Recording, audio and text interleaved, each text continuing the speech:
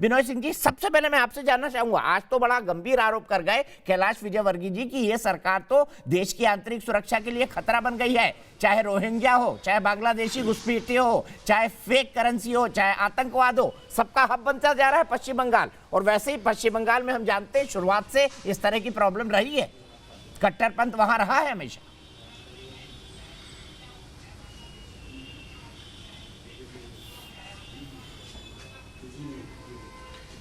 कैलाश विजयवर्गीय जी का जो आज स्टेटमेंट था, जो वक्तव्य उन्होंने रखा, उसको सारे देश ने सुना है आपके चैनल के माध्यम से। और मुझे तो अभी हंसी आ रही है और उन पे कुछ दया भी मुझे हो रहा है कि इतने समय के दरमियान में जितनी बातों को उन्होंने रखा है उसमें कोई भी ठोस वक्तव्य नहीं है, कोई भी पॉजिटिव थिंकिंग नहीं है। आज तक मैंने यह नहीं सुना है कि भारतवर्ष के किसी राज्य की सरकार देश के लिए खतरा पैदा कर रही है। यह तो प्रजातंत्र में आज तक उन्होंने क्या कारण है, किसी ने नहीं कहा। सर बिनोय सिंह साहब, उन्होंने रीजन गिनाए। उन्होंने कहा रोहिंग्या वहां घुस गए हैं, बांग्लादेशी घुसपैठिए हैं, उनकी मदद से आतंकवाद हो रहा है, फेक करेंसी हो रही है, अपराधियों का जो अधिकारी है उनका अपराधीकरण हो चुका है। उन्होंने कारण गिराए, ऐसा नहीं कि बिना कारण कहा उन्होंने।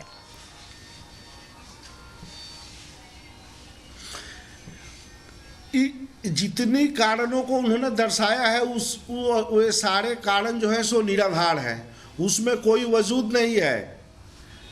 बांग्लादेशियों की बात तो घुसपैठ की कहते हैं और वही बांग्लादेशियों के पास जाकर वे लोग वोट मांग रहे हैं।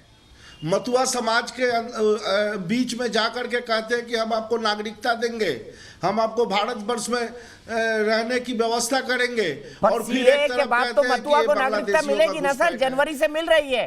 सीएए के बाद तो मथुआ समाज को नागरिकता मिलेगी ना बिनोय सिंह साहब। दीपक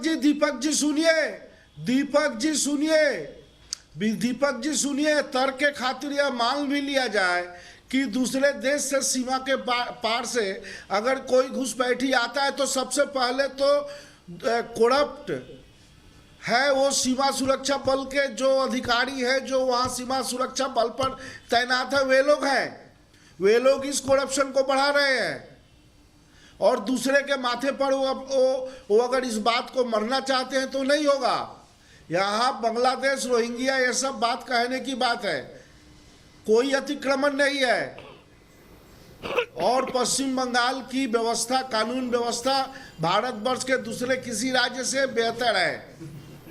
इस 10-11 से लेकर 2020 इतने दिनों में ममता बनर्जी की सरकार ने पश्चिम बंगाल की जनता की भलाई के लिए जितने परियोजनाओं को लाई है, यह सरकार भारतवर्ष के दूसरे किसी राज्य में इतनी जो है सो पब्लिक के लिए, जनता के लिए काम किसी सरकार ने नहीं किया है। ठीक है, आपने अपने पॉइंट कहा है। भारतीय जनता पार्टी कह रही है कि तृणमूल में यह खामी है, इस सरकार में यह खामी है, लेकिन भाजपा जीत करके पश्चिम बंगाल की जनता के लिए क्या क्या करना चाहती है, कौन कौन से बेहतर काम हुए करना चाहते हैं, इसका कोई जिक्र भारतीय जनता पार्टी के किसी नेता के मुंह से नहीं निकल रहा है।